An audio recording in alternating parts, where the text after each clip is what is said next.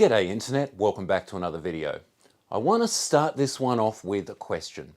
Have you ever set yourself a project where you've done all the preparation you think you can, you've got all the parts in you think you're going to need, you've got everything lined up and you know exactly what you're going to do and how it's going to happen, and it completely goes to shit?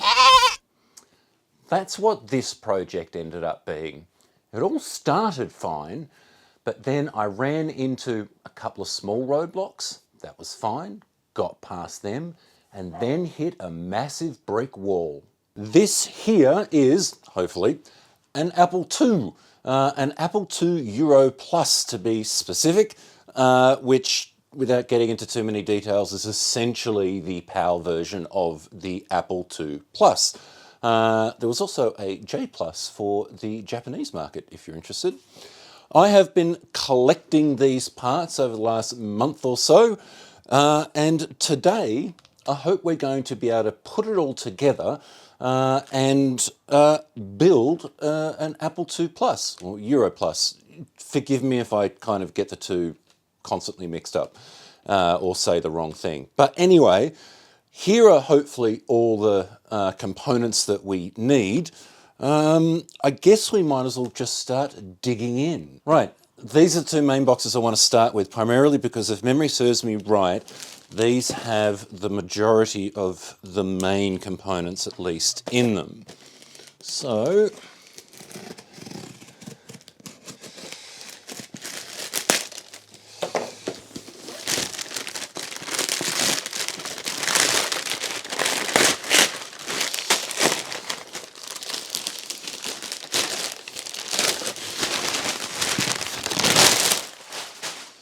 it even says computer parts.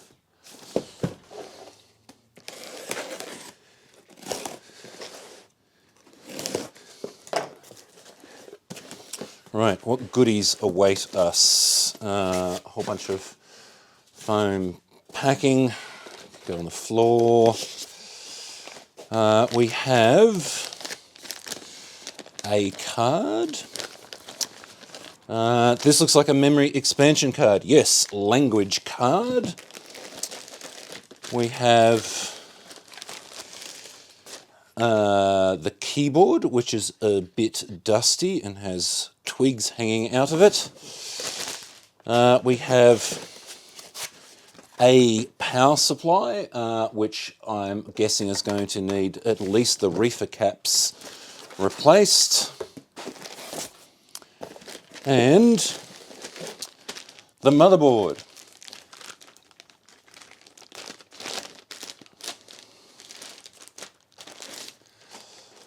Now, from what I understand from the seller of this board is it's all operational, but it has a faulty D8 ROM. So we're going to have to replace that. But other than that, I'm told that it is tested and working. And in this huge box should be the case. Whoop. And it is. Right. Now, of all the boxes, this is the only one I actually had a peek inside because, well, old plastics courier. I think you know where I'm going with that. Now I've just got to get into it. Okay.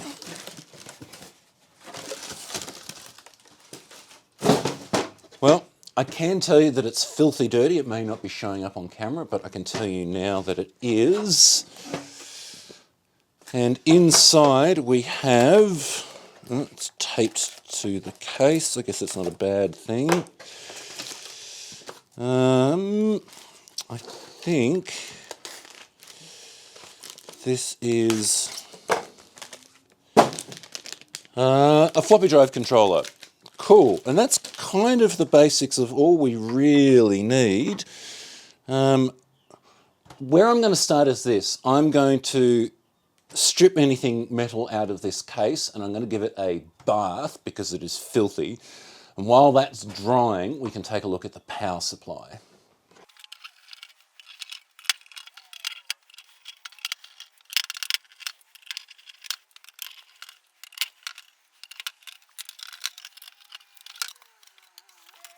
While the case is drying, let's now pay attention to the power supply. So other than being kind of grubby like everything else, I suggest that there's probably reefer caps in this thing that are just waiting to go bang. So let's pull the cover off and see what we have.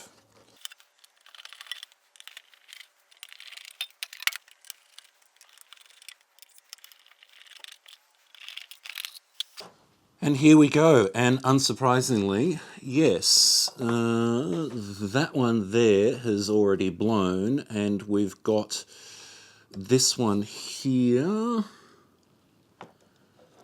and that looks about it. So I think it would be a wise idea to swap these out. So I've managed to finagle the power supply board out of the case as much as I kind of need to get to the back of these capacitors. So let's start removing some old reefer caps.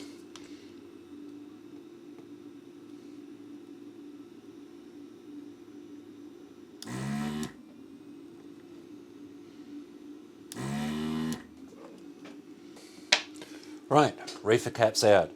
Now I need to go dig around in my spares to make sure I actually have some replacements. Well, as luck would have it, I do have replacements. So let's get these guys in. And these are modern smaller ones, but the holes, there seem to be holes that line up even on this, 30 plus year old power supply board. So that's quite nice. Thank you, Apple, for seeing into the future. So now that this has got new capacitors in it, it would seem logical to test the voltages before I put everything else back together. So let's turn it on. Didn't go bang. That's nice. And we should get, I'll turn it this way so the camera can see. There you can see. Right. We should have, that's our ground, right? And we should have a mixture of plus and minus 5 volts. So there's 16, 10, 5. Well, have we got 2 lots of 5? 5, 10, and 16. That doesn't seem right. Right, ignore me.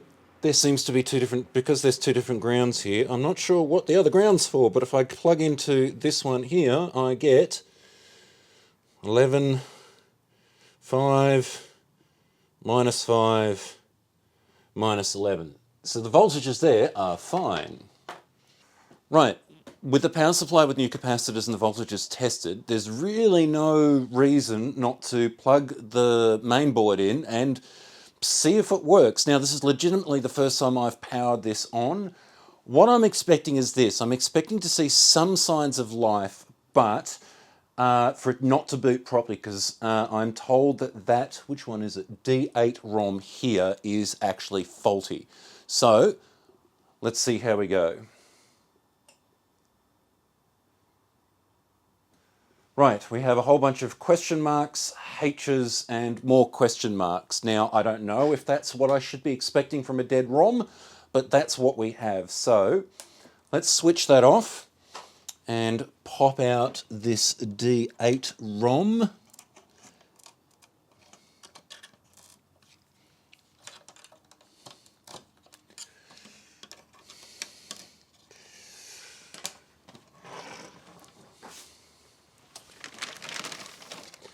Now, I've actually got a spare D8 ROM coming in the mail, and it didn't arrive because it's coming from Western Australia, and things are taking forever via post. So one of my Patreons and longtime friends, Randall, has loaned me his Plus board, which he's currently not doing anything with, and he just thinks that this D8 ROM here is fine. So he's allowed me, for the sake of this video, to pop out his D8 ROM and try it in my board. The legs on this are quite crusty, so we'll see how we go. All right, D8, D8. Let's drop you in. All right, let's see what it does. Apple II! Ha-ha! That's awesome. Right. It works! It works! I have to send a photo of this to Randall. Right, this would seem an opportune time to see if there's any life in this dusty old keyboard. 2, 3, 4, 5, 6. All right, one's out. Right, I've been playing around with this and I think I have it fixed. Right, I do. Short version, it was one of the LS logic chips on the encoder board on the back that was keeping the control line high. But we're not completely out of the woods because we've got a bunch of keys which just don't work and some kind of work. But I don't have any replacement key switches. I did pull one of them to pieces and it's just completely full of corrosion, so there's no cleaning these up. I'm going to have to find new switches. Right, so as discovered, we've got a few keys here which aren't playing the game. I have managed to source some replacement switches for the most part. We'll get to that in a second. First thing I want to do is I actually want to pull all the keycaps off this. A, because it makes replacing keys a lot easier, and B, the actual deck is filthy dirty. So that is the next step.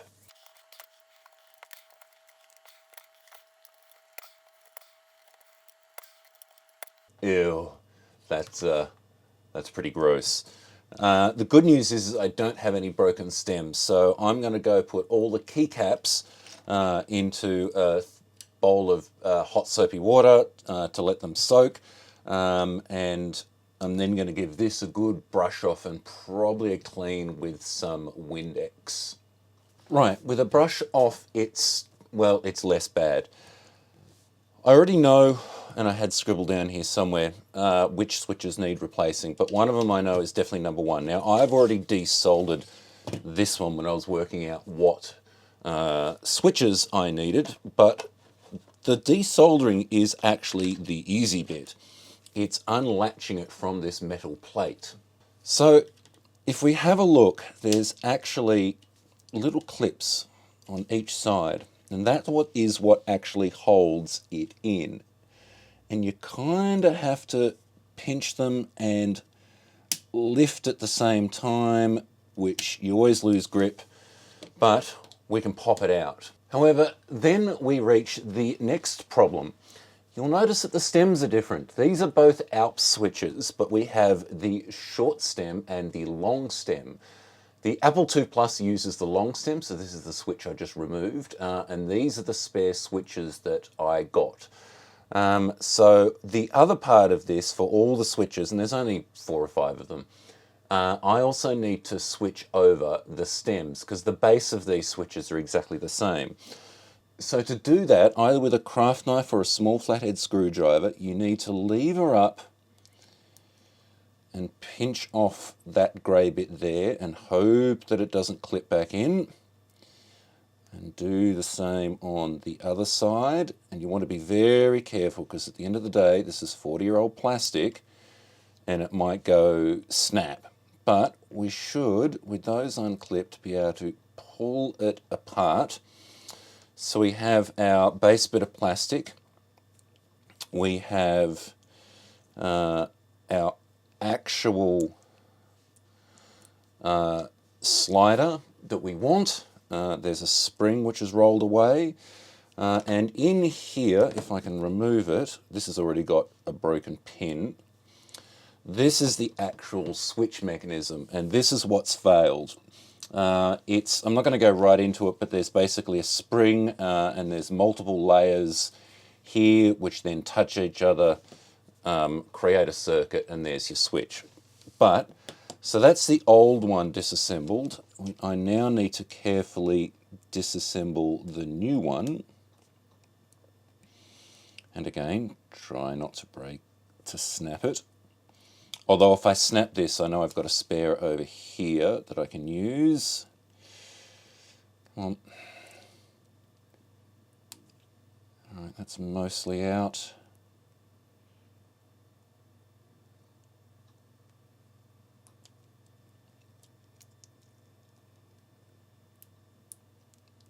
And I just felt the other side snap back in. Yay.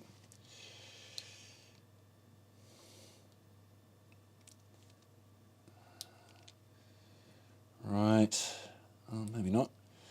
And I should be able to carefully slide this apart. This one's actually kind of stiff. Right, okay. Now on these ones, this has actually stayed in place, so which is fine. So, and there's our spring. So I'll slide out the short stem and put it to one side. I will slide in the long stem, which should drop straight in, and it does. Put the spring in there, and I should be able to basically reassemble this upside down. Right, and we're together, and we have a new switch. That's very stiff though. I mean, it works, but there's not much play in it. Right, I'm also going to be, it seems, swapping over the top black piece as well. For some reason, these long stems don't seem to slide as much as it should be identical, don't seem to want to slide over there. But we now have a, in theory, working switch. And if I grab my multimeter, and this is always a bit tricky.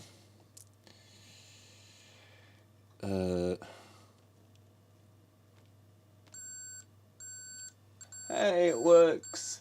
Right, that's one switch. I'm now going to go ahead and do all the others. Right, I have my newly repaired switches, and so now it's just a case of soldering them back in. So making sure the two pins are aligned, and these should clip back in, and just solder the back of them.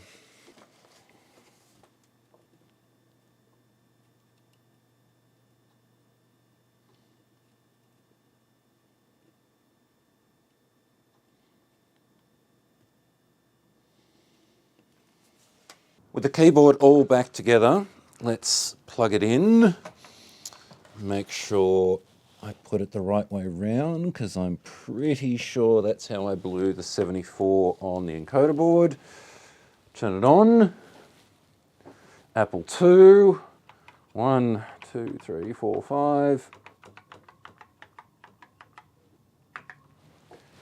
We're good. Now, before I bolt the base of it back in again, I'm going to mount the main board. Now, the main board sits on a whole bunch of plastic clip standoffs, but then it's also got, let's make sure I've got it the right way around, and I haven't. It has this, what seems to be an aluminium bar, to give it a bit more support at the back. So, if I've got this right, I should be able to, where are we got? 1, 2, 3, 4. So 1, 2, 3. There's another one up here. I'm missing one. Oh, there, right. And I should be able to clip this down. Yep. Okay, good. And now I should be able to, because of course I knocked it out, slide this bar back in. Get it somewhat lined up with the holes, and put 4 screws into it.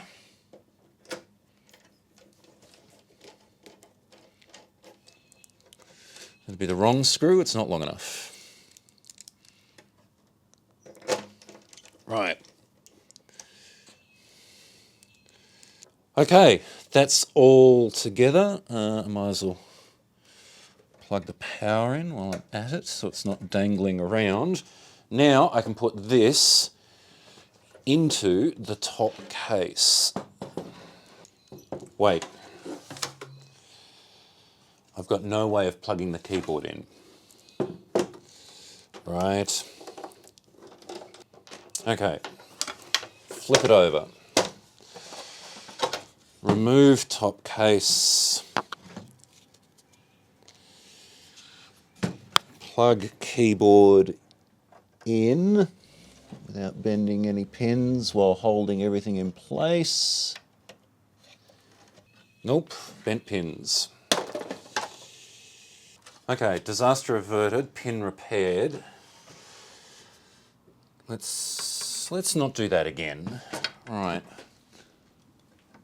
It's just really awkward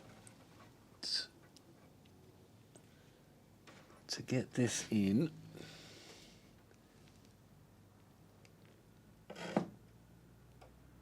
And balance everything else. All right, we're in. Good.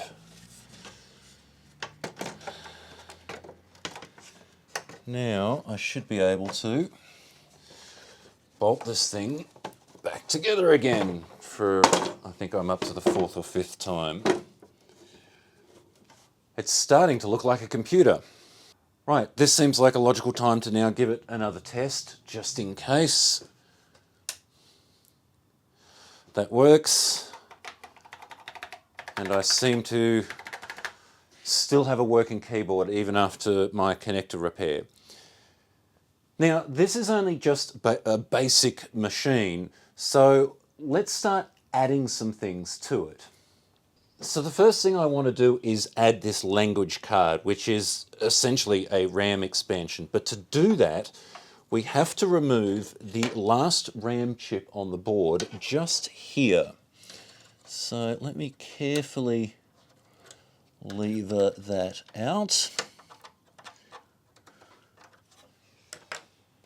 And, okay, it goes in there like that, and then it goes in like that. And while I'm here, I might as well put the disk drive controller in. So we've got disk 1. Do we have a pin 1 marked? All right, so that's pin 1, so it goes in like that. And I would assume then this goes in the same orientation, like that. These two kind of slot in one of these little back cutouts, and I put you in the end slot. And just for the sake of it, I can hear drives spinning up at least. Right, I think we're finally ready to kind of put it all together for the final time. So it's now all together with the exception of one really obvious component, the monitor. And that's actually where this story started.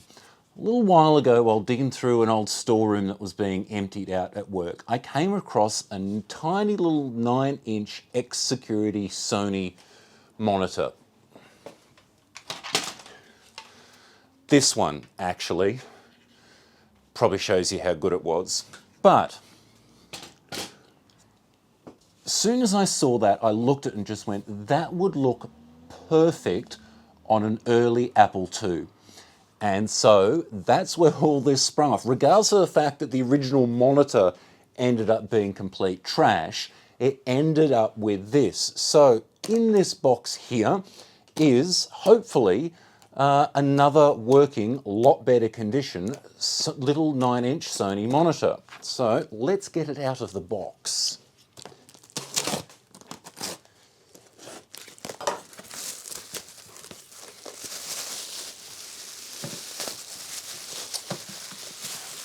Okay, it's wrapped in Glad wrap.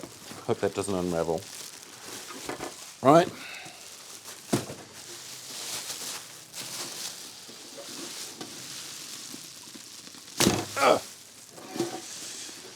And there we have a nice little Sony monitor. Get rid of all of that. And so the picture I had in my head was, as you see in many photos, essentially that. That is the image I had in my head when I started this entire project. Now the question is, does this monitor work? Right, power on. We have an LED, that's a good start. Now, the real question is with these X-Security monitors is how trashed the tube is.